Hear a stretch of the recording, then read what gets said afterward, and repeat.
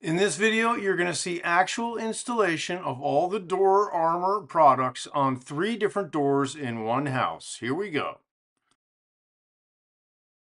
Now the first thing I recommend is putting in the hinge guards. The rounded edge of the hinge guard goes up against the edge of the jamb. And these slots allow you to line up at least one screw hole on the hinge. And then they have these holes that you screw right into the jamb. Just take a short screw, put it in each one of these holes just to hold it in place, and then close the door to see if it operates, because you need to know if you have the space. The screws don't go flush.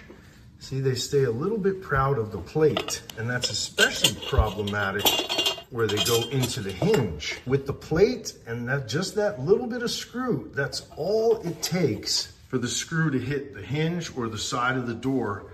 I use a countersink bit and I make that taper just a little bit bigger so the screw goes flush. And be careful, you don't want to make it too big and have the screw go all the way through it. And the screws they give you are 3.5 inches and they are color matched. And with those in and they're flush, and you really have to get these screws flush or below the steel in order for the door to work. The double door kit comes with 4 hinge shields. They recommend you put them on the top hinge and the bottom hinge. One of the elements of this is the latch guard that goes over the outside of the door. And that again adds to the thickness of the door. When we have the strike plate in there, those two can easily rub. That takes up a lot of space. And I'll mark it here and I'll mark it there. And then I will remove this with the router. I mortise this one so that it's a 1/16 of an inch in from this edge.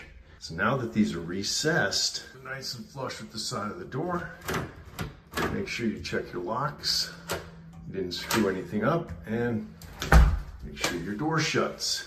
I put these guards on, and I did not mortise the door this time. This doesn't engage. It doesn't click into place anymore. Why not? By installing this door shield, you've made the door thicker, especially on the outside, and therefore it cannot close completely, and that's why it won't latch. So here's how you fix it. We're gonna have to move this thing back a little bit, and that'll solve our latching problem. And here's how we solve the rubbing issue. These things should be mortised into the astragal. Now that that is mortised, it's flush. Same with this one. This has been moved back just a tad. The lock engages. I don't have to shove it. And that turns effortlessly. Make sure your locks are working without issue. So the strike plate has various punch outs. You want to get the strike plate centered. So you've got these 3 screws between your 2 locks.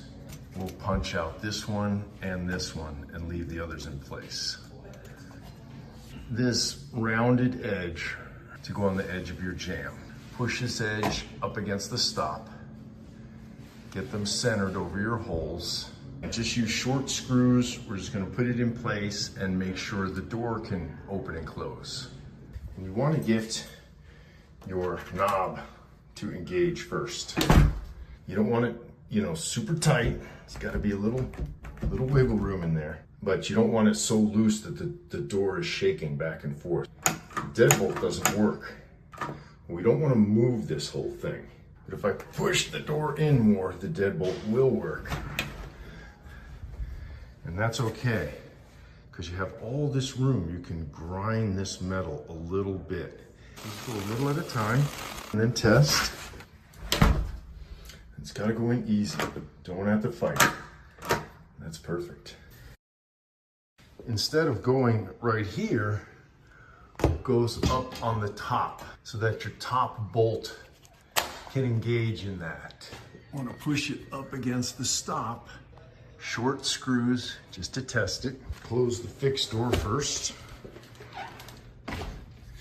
Closes, it's a little snug.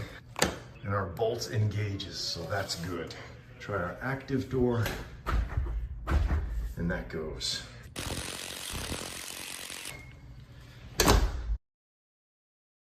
The The anti-pry guard has 3 pieces. This is the part that goes outside. When you're positioning this plate, you have to determine where it goes as far as how close it's going to be to the door.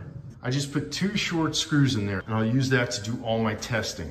I need to get this positioned on the door so that it goes right between there. It's got to have a little bit of room on each side. So I put that in place, and I just push it against the door, and I'm pulling the door toward me to get that thing aligned.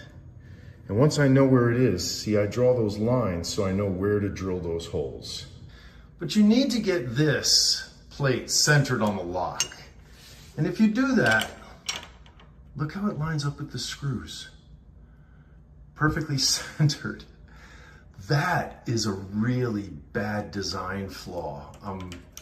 I had to take this bottom screw out, and now I'm gonna have to put it in on an angle, which means it might not sit flush. Now with that thing secure, another issue, when you have to overlap them like this, these screws barely reach. That screw is barely sticking into that threaded end, but it's working. So, now that we know everything fits, take out these short screws. They give you these tamper-proof screws. So that's it. Now they can't get a pry bar in there.